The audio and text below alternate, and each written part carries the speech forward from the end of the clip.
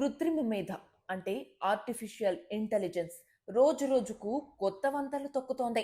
Science fiction సినిమాలలో చూసిన సన్నివేశాలు ఇప్పుడు నిజమవుతున్నాయి. దీనికి తాజా నిదర్శనం టెస్లా కంపెనీ సాధించిన ఒక అద్భుతమైన విజయం.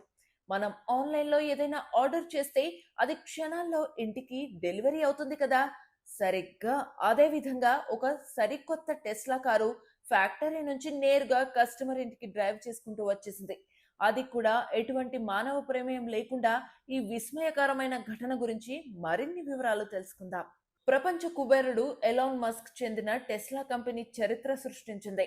ప్రపంచంలోనే తొలిసారిగా ఏమాత్రం మానవ ప్రమేయం లేకుండా తమ సరికొత్త కారును నేరుగా వినియోగదారుడికి చేర్చింది. ఇది పూర్తి స్థాయి కృత్రిమ మీద ఆధారిత autonomous car model Y. Texas రాష్ట్రంలోని ఆస్టిన్ నగరంలో ఉన్న ఫ్యాక్టరీ నుంచి దాదాపు 30 నిమిషాల ప్రయాణ దూరంలో ఉన్న కస్టమర్ ఇంటికి ఈ కారు స్వయంగా వెళ్ళింది.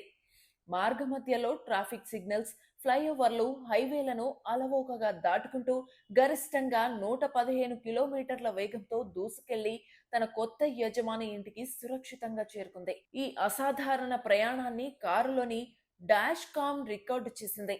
టెస్లా విడుదల చేసిన ఈ వీడియో ఇప్పుడు ఇంటర్నెట్ లో వైరల్ గా మారింది. ఈ అద్భుత డెలివరీని ఎలాన్ మస్క్ స్వయంగా ఎక్స్ ప్లాట్ఫామ్ ద్వారా ప్రకటించారు. తొలిసారి ఒక కారు యజమానికి తనను తాను డెలివరీ చేసుకుంది అని ఆయన పేర్కొన్నారు. అంతేకాదు, నిర్ణీత గడువు కంటే ఒక రోజు ముందే కారును డెలివరీ చేసినట్లు తెలిపారు. వాహనంలో వ్యక్తులు లేకుండా లేదా రిమోట్ ఆపరేటింగ్ లేకుండా పబ్లిక్ హైవేపై ప్రయాణించిన మొట్టమొదటి పూర్తి స్థాయి అటానమస్ కారు తమదేనని మస్క్ సగర్వంగా ప్రకటించారు.